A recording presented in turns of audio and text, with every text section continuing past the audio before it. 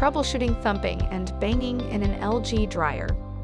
If you are hearing thumping or banging noises from your LG dryer, that can be normal under certain conditions.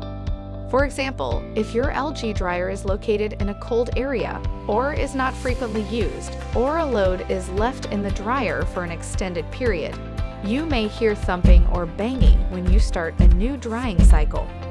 That is because the rubber rollers that help rotate the tub can become temporarily misshapen during a period of rest, causing the noise at the start of a new cycle. After the dryer is turned on and a cycle begins, the drum will warm up, the flat spots on the rubber rollers will regain their shape, and the thumping and banging noise will dissipate. For further assistance, you can easily find our contact information on the LG.com website.